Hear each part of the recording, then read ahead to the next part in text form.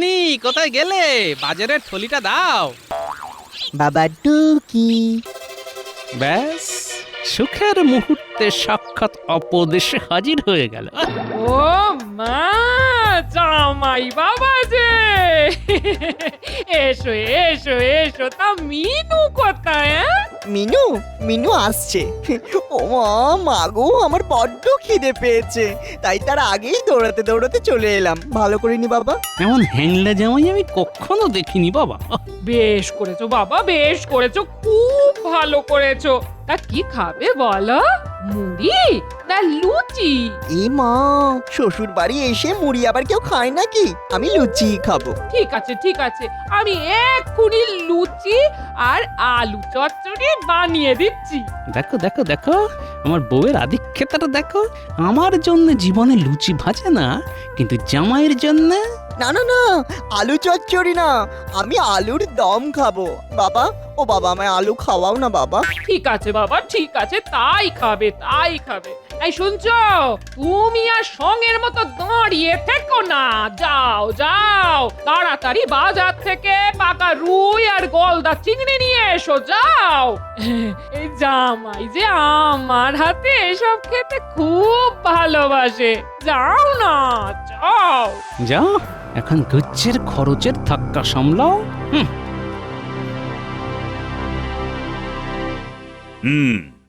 আজ তোমাদের সাথে আমার একটা বিশেষ আলোচনা আছে।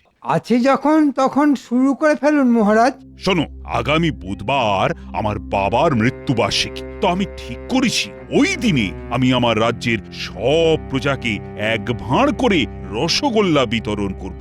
বাহ বাহ, খুব ভালো। কিন্তু কাজটার মধ্যে তো একটা বড় সমস্যা তৈরি হয়েছে। এতে আবার সমস্যা কিসে? ভোলা ময়রাকে বলে দেব। এত লোকের রসগোল্লা ভোলা বানিয়ে দিতে পারবে না। পারবে না বললেই হলো, ও না পারলে ওর ঘাড় ধরে করিয়ে নেব। না মন্ত্রী, সব ব্যাপারে গায়ের জোর ফলানোটা ঠিক কথা নয়। আরে আমি নিজে ভোলাকে ডেকে পাঠিয়েছিলাম, কিন্তু পিঠের ব্যথায় ও এখন বড্ড কাবু হয়ে পড়েছে। তাহলে কি হবে? তাহলে এক কাজ করুন মহারাজ, ভালো হালুইকর ঠাকুর এনে বাড়িতে ভিয়েন বসান। আমিও সেটাই ভেবেছি, কিন্তু বাড়িতে ওই ভিয়েন বসানোর যে মেলা হ্যাপা, ও তো হ্যাপা সামলাবে কি? কেন মহারাজ, আমি আছি কি করতে? শুধু টাকা দিয়ে দিন, দেখবেন ভালো ছানা আর হালুইকর এনে আমি সব করিয়ে দেব। সেই সাথে মোটা রকমের টাকা পয়সা পকেটে ভরে ফেলবো। হ্যাঁ, না মন্ত্রী না, মানে তোমার ওপর ঠিক ভরসা করতে পারছি না। কি বলছেন কি মহারাজ? আমি এ রাজ্যের মন্ত্রী, আপনার পরেই আমার স্থান, আর সেই আমাকে আপনি ভরসা করতে পারছেন না?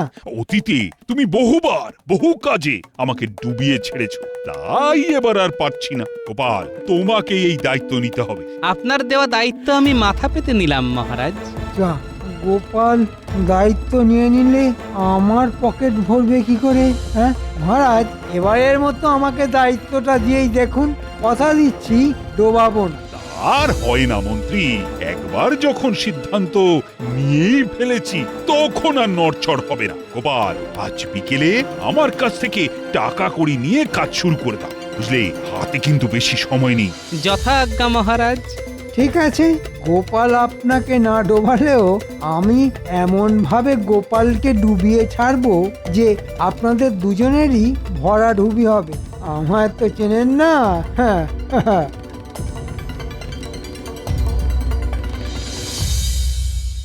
কি বলছো গো বুড়ো? বাবার মৃত্যুবার্ষিকীতে মহারাজ রাজ্যি শুদ্ধ লোককে রসগোল্লা খাওয়াবেন? কি ভালো সময়ে এসে পড়েছি। কত রসগোল্লা যে খাবো, রসগোল্লা খাবো, রসগোল্লা রসে হাত ধোবো।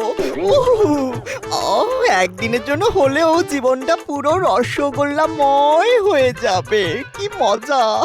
তুমি কি থামবে? আমি মরছি নিজের চিন্তায়, আর ইনি নাচছেন খাবার আনন্দে। কেন শ্বশুর মশাই, আপনার আবার চিন্তা কিসের? আপনিও তো খাবেন। না, শুধু খেলেই চলবে না, এই বিরাট যজ্ঞের দায়িত্ব দায়িত্ব এসে পড়েছে আমার ঘাড়ে। ওরে বাবারে বাবারে বাবা, সে তো আরো মজার। আপনি যখন সর্বেসর্বা হয়েছেন তখন তো আমি আরো বেশি করে খাবো। কি মজা! ধ্যাত্তের, শুধু খাই খাই আর খাই। শোন বটা ঘটা, যার জন্য তোদের ডেকে পাঠিয়েছি, খুব বড় একটা কাজ আছে। সে তো আমরা জানি মন্ত্রী মশাই, এমনি এমনি তো আর আপনি আমাদের ডেকে পাঠান না। যা বলছি মন দিয়ে শোন।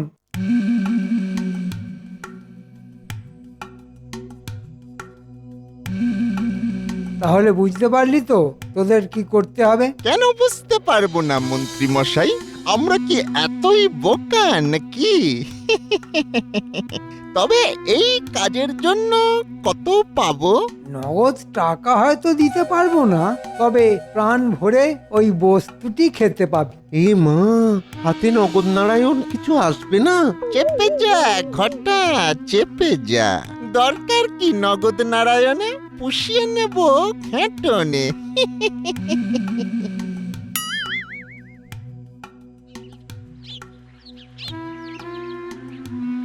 গিন্নি, আমি একটু বেরোচ্ছি। এখনো তো রোদ তেমন পড়েনি, এই ঠাঠা রোদের মধ্যে এখন চললে কোথায়? মহারাজের কাছে।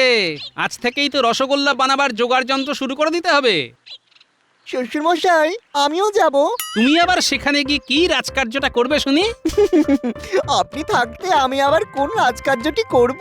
আমি তো খাবো, খেতে যাব। খেতে যাবে মানে? ইমা কিচ্ছু বোঝে না, বোকা। আমি তো আপনার জামাই, তা আমাকে দেখি রানীমা আদর করে ভালো মন্দ কিছু খাওয়াবে না? নিশ্চয়ই খাওয়াবে। গিন্নি, কাজে বেরোবার সময় এই ন্যাকা জামাইটাকে সামনে থেকে সরাও, না হলে কিন্তু অনর্থ বানিয়ে ছাড়বো বলে দিলাম। ইমা নিয়ে গেল না। বাজে শ্বশুর, পাজি শ্বশুর, দুষ্টু শ্বশুর। আমি যাব।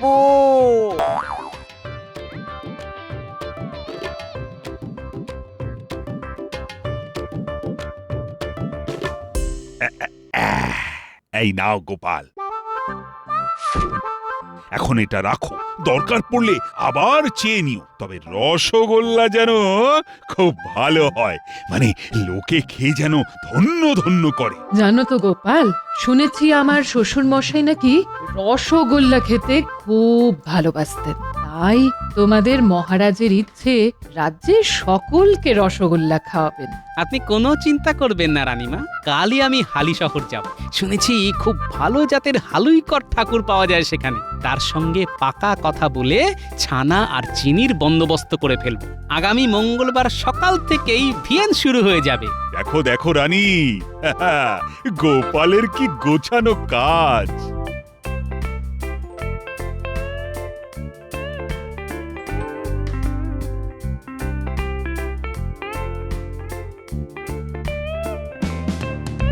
শোন, কড়াইয়ে জল গরম হয়ে গেলেই তাতে চিনি ছেড়ে দিবি। ওফ, এখনো ছানা এসে পৌঁছয়নি।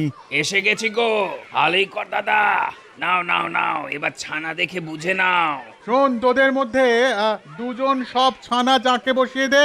তাড়াতাড়ি কর, হাত চালিয়ে কর দেখি। সমস্ত কাজ সেরে ফেলতে হবে। অনেক অনেক রসগোল্লা বানাতে হবে কিন্তু।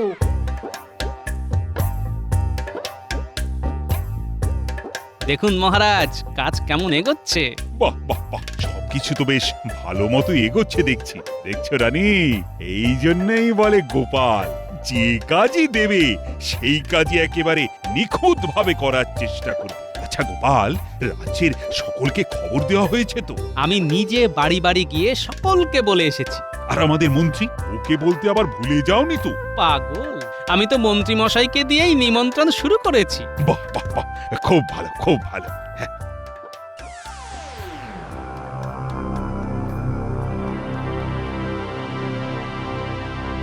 এতক্ষণে মনে হয় ওদিকের কাজকর্ম শুরু হয়ে গেছে। ফাঁকা মাঠে লাঠি ঘুরিয়ে গোপাল হয়তো খুব মাতব্বরি করছে। করে নে, যা পারিস আজকের দিনটা করে নে, এরপর তো শুরু করব আমার খেলা।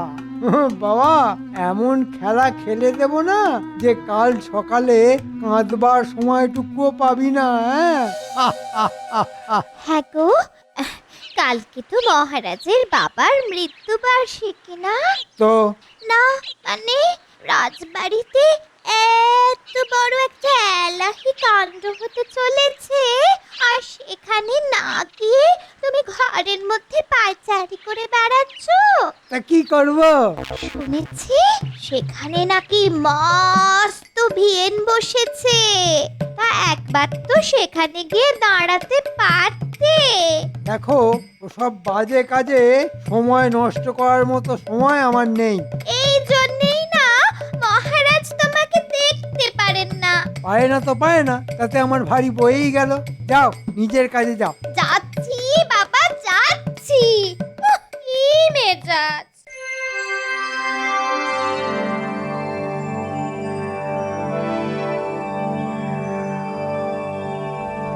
গোপাল দাদা, ও গোপাল দাদা, একটা খেয়ে দেখবে নাকি? হে বালাই ষাট, এসব অতিথি নারায়ণের সেবার জন্য, তাই তারা আগে খেয়ে ধন্য ধন্য করবে, তারপর তো আমরা খাবো। নাও ভাই নাও, তাড়াতাড়ি সব কাজ গুছিয়ে ফেলো, সাঁঝের আধার নামতে কিন্তু আর বেশি দেরি নেই।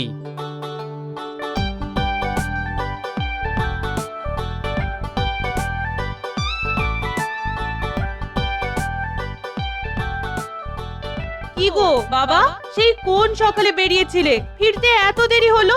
আরে বাবা, কাজের ঝক্কি কি কম রে?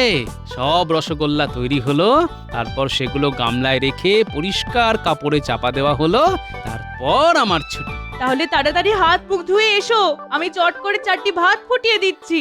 শ্বশুর মশাই, কতগুলো রসগোল্লা তৈরি হলো? অগুন্তি। তা তার থেকে 2-4টা নিয়ে আসতে পারলেন না? গরম গরম রসগোল্লা যে কি সুস্বাদু! আহ, আবার তুমি হ্যাংলাপনা শুরু করে দিলে। বাবারি বাবারি বাবা, এতে আবার হ্যাংলাপনার কি দেখলে? আমার বুঝি গরম রসগোল্লা খেতে ইচ্ছে করে না? আর নিজের শ্বশুর মশাই তো এখানে হর্তাকর্তা। আরে লোকে তো শ্বশুর বাড়ি ঠেন্টন মারতেই আসে। এই মা, বাজে কথা বললাম, মানে খেতেই আসে, তাই না শ্বশুর মশাই? মিনু, তোর বরকে চুপ করতে বল। চুপ, একেবারে চুপ। উফ, আরে বাবারে বাবা, শুধু শাসন আর শাসন। এটা শ্বশুর বাড়ি না অসুর বাড়ি। তোর ভাল লাগে না।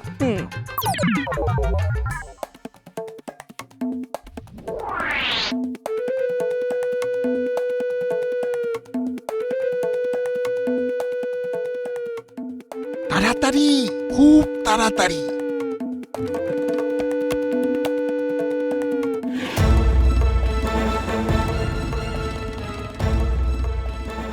খা খা, প্রাণ ভরে আজ শুধু রসগোল্লা খেয়ে যা।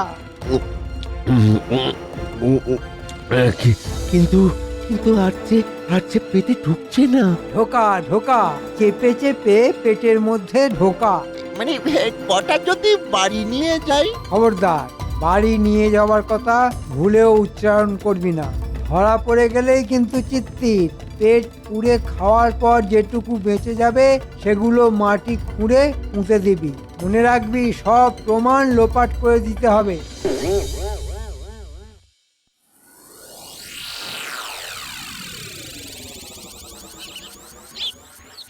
গোপাল দাদু, ও গোপাল দাদু।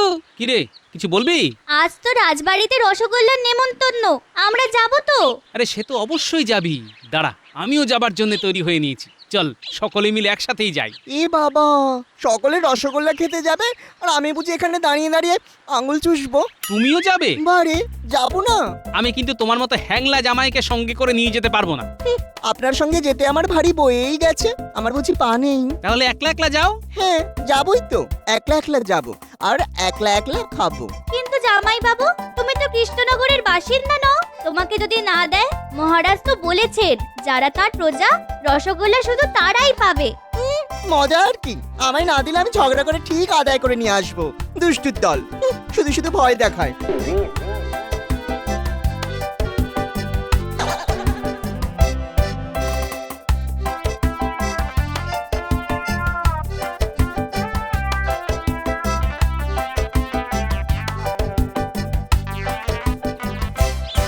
আরে অনেকক্ষণ তো দাঁড়িয়ে আছি, কখন রসগোল্লা দেবে বলতো?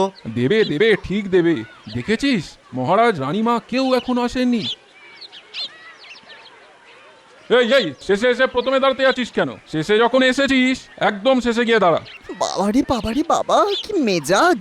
কৃষ্ণনগরের লোকগুলো যেন কেমন, কেউ যেন কৃষ্ণের বাঁশির সুরে কথাই বলতে পারে না, বাঁশির বদলে সবকটাই যেন ফাটা বাঁশ।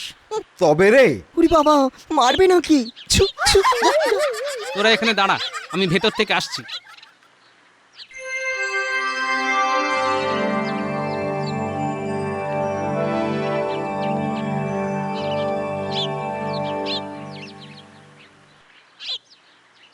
কি গোপাল, মহারাজ আর রানীমা তো তোমার প্রশংসায় একেবারে পঞ্চমুখ। রসগোল্লা নিয়ে খুব নাকি খেলালে খেয়েছো। আপনার খেলার কাছে এতে অতি সামান্য খেলা মন্ত্রী মশাই। তাহলে স্বীকার করলে তো আমি তোমার গুরুমশাই। অবশ্য আমার খেলা তুমি একটু বাদেই টের পাবে। তবে জানেন তো মন্ত্রী মশাই, গুরুরও গুরু থাকে।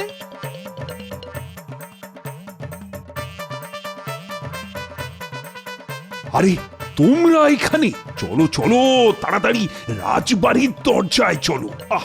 বেলা যে বয়ে যায়। হাই, কে আছিস? আদেশ করুন মহারাজ। শোনো, লোকজন জোগাড় করে রসগোল্লার গামলাগুলো নিয়ে রাজবাড়ির দরজায় চলে এসো। আর উঠোনে অনেক মাটির ভাঁড় এনে রাখা হয়েছে, সেগুলো নিয়ে এসো। যথা আজ্ঞা।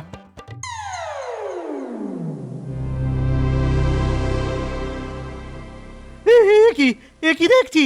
কোনো গামলাতেই তো রসগোল্লা নেই, সব তো ফাঁকা। এই কোথায় গেল?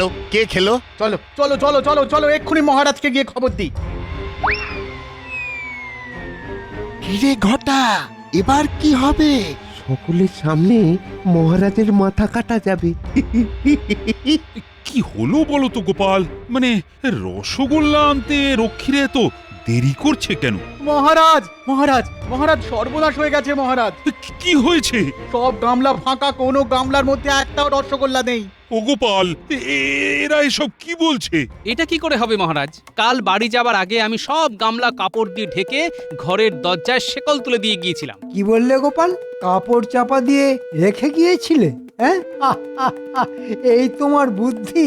জানো না কৃষ্ণনগরে ধেরে ইঁদুরের উৎপাত কিরকম বেড়ে গেছে? তাই বলে ইঁদুরে সব রসগোল্লা খেয়ে ফেললো? কেন, তুমি জানো না ইঁদুর কি খেতে পারে আর কি পারে না? দেখুন মহারাজ, দেখুন, কার ওপর দায়িত্ব দিয়ে আপনি নিশ্চিন্ত হয়ে বসেছিলেন। আমি হলে কিন্তু নিজে লাঠি হাতে সারা রাত পাহারায় থাকতাম। তা না, ও ঘরে গিয়ে ঘুমিয়ে পড়ল আর ইঁদুরের রসগোল্লা খেয়ে সকলের সামনে আপনার উঁচু মাথা হেঁট করে দিল। মন্ত্রী মশাই এত ইঁদুর ইঁদুর করছে কেন? এর মধ্যে যে অন্য কিছুর গন্ধ পাচ্ছি। কি হলো মহারাজ? এই রোদের মধ্যে আমরা আর কতক্ষণ দাঁড়িয়ে থাকবো? হ্যাঁ, আর কতক্ষণ দাঁড়িয়ে থাকবো? ওহ, কি উত্তর দিই এখন? বড় মুখ করে মানুষগুলোকে ডেকে এনে এখন কি জবাব দেব বলো তো? বলে দিন সব রসগোল্লা ইঁদুরে খেয়ে গেছে। মানুষের বদলে ইঁদুর? হ্যাঁ, কিন্তু কিছু তো একটা বলতে হবে নাকি? চুপ করো তুমি, একটা অপদার্থ, আহাম্মক! যাও যাও, আমার চোখের সামনে থেকে দূর হয়ে যাও। সে না হয় চলে যাচ্ছি মহারাজ, তবে একটা ইঁদুরও কিন্তু বাঁচবে না। মানে? ইঁদুরে খেয়ে নিতে পারে ভেবেই তো কাল রাতে বাড়ি যাবার আগে কয়েকটা রসগোল্লার গামলায় আমি বিষ মিশিয়ে দিয়ে গেছি। বিষ? হ্যাঁ, খুব কড়া বিষ। কাল রাতে খেলে আজকের মধ্যেই সব মরে যাবে। ওরে বাবা, ওরে বাবা, আমার যে এখনো বিয়ে হয়নি, এর মধ্যেই মরে যাব। আর আমি মরলে আমার বউটা যে বিধবা হয়ে যাবে।